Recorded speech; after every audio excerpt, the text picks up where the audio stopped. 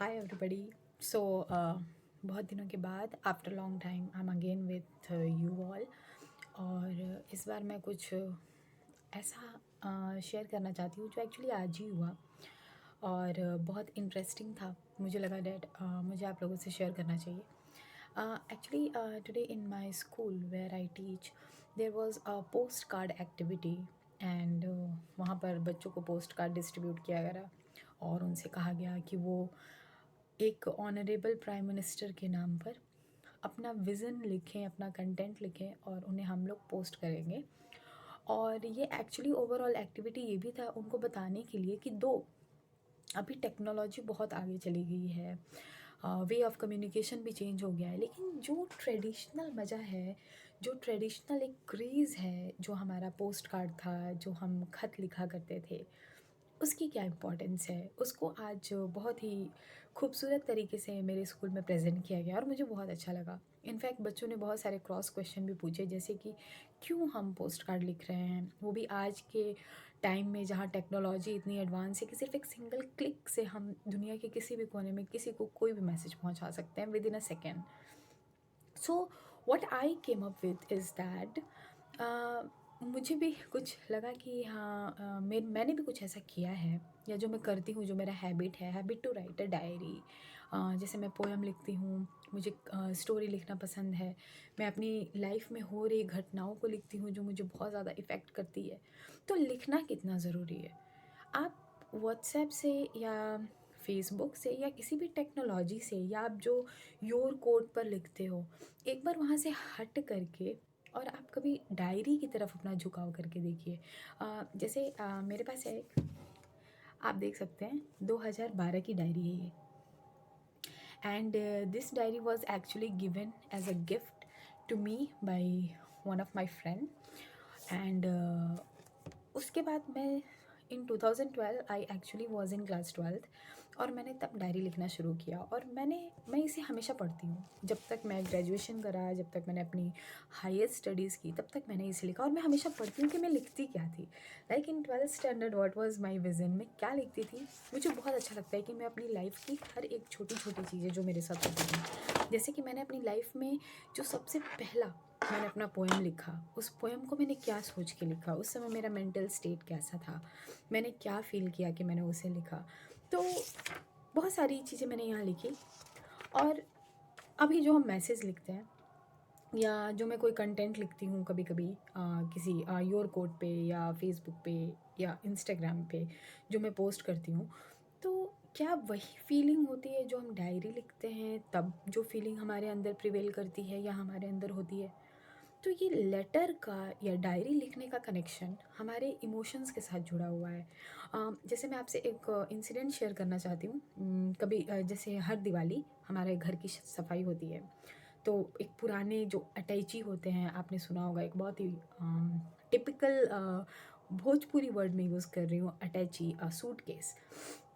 तो जब उसमें से पुराने कागज़ निकलते हैं तो कभी कभी हमारे हाथ, एक बार क्या हुआ कि पिछली दिवाली हम लोग सफाई कर रहे थे और मैंने उस सूटकेस खोला और मैंने देखा कि उसमें बहुत पुराने कागज़ थे और उस कागज़ में से मुझे लेटर मिला। लेटर्स थे बहुत पुराने, येलो पेपर पे लिखे हुए थे और वो लेटर मेरे पापा ने मेरी मम्मी को लिखा हुआ था जब मेरी मम्मी अपने मायके में थी। And that time I was very small, very small. तो वो इमोशंस है, मेरी मम्मी ने आज तक उस लेटर को रखा हुआ है। तो वो इमोशंस होता था, कहाँ इमोशंस में पापा कभी इमोशनल हुए हैं, कहाँ पापा ने अपनी खुशी एक्सप्रेस की है। तो हम वो लेटर पढ़ते हैं तो हमें बड़ा अच्छा लगता है। वो इमोशन और वो फीलिंग हम व्हाट्सएप पे मैसेज करके या टेक्नोलॉजी के थ्रू एक्सप्रेस नहीं कर पाते हैं। और लेटर लिखना या डायरी लिखना हमारी लाइफ का कितना इम्पॉर्टेंट पार्ट है, ये वो हर एक इंसान समझता होगा जिसको डायरी लिखने की आदत है।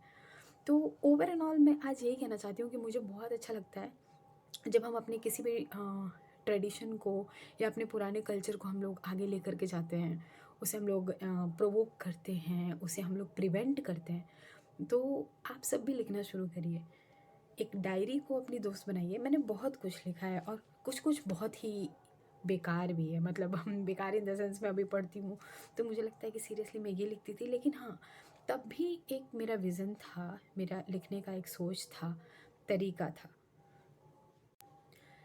तो यहाँ मेरी लिखी हुई एक कविता है जिसका टाइटल है अंधेरा, जो मैंने जब मैं 12th स्टैंडर्ड में थी तब लिखी थी। तो मैं एक बार पढ़ती हूँ आपके लिए।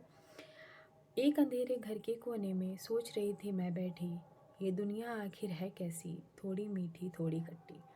जन्म लिया तो क्या मालूम था दुनिया होगी निर्दयी, जीवन के पथ पर होंगे लाखों कांटे, ये सोच मैं हुई भयभीत। मासूम सी कली बनकर आई इस दुनिया में, मेरा भी था एक परिवार। बहुत बड़ा था बहुत सुखी था, सब करते थे मुझसे प्यार। पर धीरे धीरे गम के अंधेरे बादल भी छा गए, अपने सारे हमसे पल में दूर हो गए। बिखर गया वो आशियाना जिसे प्यार से बनाया था, औरों से क्या बैर करे जब अपनों ने ही ना साथ निभाया था। पुरानी उन्हीं यादों को सोच मैं रो पड़ी, एक अंधेरे घर के कोने में सोच रही थी मैं बैठी। एक्चुअली ये जो मैंने पोएम लिखा था उस समय कुछ ऐसी मेंटल कंडीशंस होंगी रही थी जो मैंने फ़ील किया था और मैंने इसे लिखा था। ये काफ़ी मेरे लिए उस समय ये बहुत इमोशनल था, और जब मैं आज इसे पढ़ती हूँ तो मैं वापस उस समय में जाती हूँ। और मुझे लगता था कि जब कैसे हम गाँव पे रहते थे सब लोग एक साथ, और कैसे हम अचानक से सब अलग हो गए हैं। मैं शहर आ गई, कुछ लोग गाँव पे रह गए, कुछ शहर के बाहर चले गए। तो एक जॉइंट फैमिली का टूट करके न्यूक्लियर फैमिली में जो डिवीज़न होता है, उसका इस कविता में मुझे मेरा दर्द था जो मैंने फ़ील किया। क्योंकि मैं सबसे बड़ी थी तो मुझे ज़्यादा फ़ील होता था अपने घर में, मुझे ऐसा लगा तो मैंने इसे लिखा। ऐसे ही मैंने बहुत सारी कविताएँ लिखी हर इंसिडेंट पर, लेकिन वो सारी कविताएँ मैं अभी आपको नहीं बताऊँगी। मैं बस ये कहना है मुझे आपसे कि लिखिए, डायरी लिखिए, लेटर लिखिए अपनों को। ज़रा एक बार अपने बेस्ट फ्रेंड को एक लेटर लिखिए, अपने इमोशंस को शेयर करिए, और फिर देखिए उसका क्या इम्पैक्ट होता है। व्हाट्सएप पे मैसेज नहीं यार, कितना मैसेज करेंगे। एक बार लेटर लिख करके देखते हैं, अच्छा लगेगा। आई होप आप लोगों को ये कंटेंट और ये वीडियो अच्छा लगा हो। Good night, bye.